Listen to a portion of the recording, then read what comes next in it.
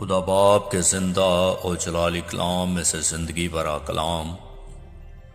پطرس کا دوسرا عام خط، اس کا پہلا باب 1 سے 21 آیت مبارکہ تک۔ شمعون پطرس کی طرف سے جو یسوع مسیح کا بندہ اور رسول ہے، ان لوگوں کے نام جنہوں نے ہمارے خدا اور منجی یسوع مسیح کی راست بازی میں ہمارا سا قیمتی ایمان پایا ہے۔ خدا اور ہمارے خداوند یسوع کی پہچان کے سبب سے فضل اور اطمینان تمہیں زیادہ ہوتا رہے، کیونکہ اس کی الہی قدرت نے وہ سب چیزیں جو زندگی اور دینداری سے متعلق ہیں ہمیں اس کی پہچان کے وسیلہ سے عنایت کی، جس نے ہم کو اپنے خاص جلال اور نیکی کے ذریعے سے بلایا، جن کے باعث اس نے ہم سے قیمتی اور نہایت بڑے وعدے کیے، تاکہ ان کے وسیلہ سے تم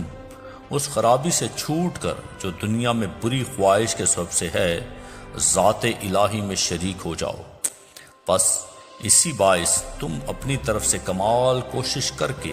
اپنے ایمان پر نیکی اور نیکی پر معرفت اور معرفت پر پرہیزگاری اور پرہیزگاری پر صبر اور صبر پر دینداری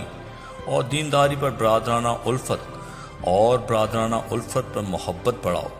کیونکہ اگر یہ باتیں تم میں موجود ہوں اور زیادہ بھی ہوتی جائیں تو تم کو ہمارے خداوند یسوع مسیح کے پہچاننے میں بیکار اور بے پھل نہ ہونے دیں گی۔ اور جس میں یہ باتیں نہ ہوں وہ اندھا ہے اور کوتا نظر اور اپنے پہلے گناہوں کے دھوئے جانے کو بھولے بیٹھا ہے۔ پس اے بھائیو، اپنے بھلاوے اور برگزیدگی کو ثابت کرنے کی زیادہ کوشش کرو، کیونکہ اگر ایسا کرو گے تو کبھی ٹھوکر نہ کھاؤ گے، بلکہ اس سے تم ہمارے خداوند اور منجی یسوع مسیح کی ابدی بادشاہی میں بڑی عزت کے ساتھ داخل کیے جاؤ گے۔ اس لیے میں تمہیں یہ باتیں یاد دلانے کو ہمیشہ مستعد رہوں گا، اگرچہ تم ان سے واقف ہو اور اس حق بات پر قائم ہو جو تمہیں حاصل ہے، اور جب تک میں اس خیمے میں ہوں تمہیں یاد دلا دلا کر ابھارنا اپنے اوپر واجب سمجھتا ہوں، کیونکہ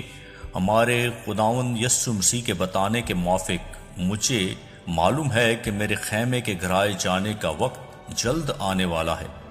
پس میں ایسی کوشش کروں گا کہ میرے انتقال کے بعد تم ان باتوں کو ہمیشہ یاد رکھ سکو، کیونکہ جب ہم نے تمہیں اپنے خداوند یسوع مسیح کی قدرت اور آمد سے واقف کیا تھا تو دغا بازی کی گھڑی ہوئی کہانیوں کی پیروی نہیں کی تھی، بلکہ خود اس کی عظمت کو دیکھا تھا کہ اس نے خدا باپ سے اس وقت عزت اور جلال پایا جب اس افضل جلال میں سے اسے یہ آواز آئی کہ یہ میرا پیارا بیٹا ہے جس سے میں خوش ہوں۔ اور جب ہم اس کے ساتھ مقدس پہاڑ پر تھے تو آسمان سے یہی آواز آتی سنی، اور ہمارے پاس نبیوں کا وہ کلام ہے جو زیادہ معتبر ٹھہرا، اور تم اچھا کرتے ہو جو یہ سمجھ کر اس پر غور کرتے ہو کہ وہ ایک چراغ ہے جو اندھیری جگہ میں روشنی بخشتا ہے، جب تک پو نہ پھٹے اور صبح کا ستارہ تمہارے دلوں میں نہ چمکے۔ اور پہلے یہ جان لو کہ کتاب مقدس کی کسی نبوت کی بات کی تعویل کسی کے ذاتی اختیار پر موقوف نہیں، کیونکہ نبوت کی کوئی بات آدمی کی خواہش سے کبھی نہیں ہوئی، بلکہ آدمی روح القدس کی تحریک کے سبب سے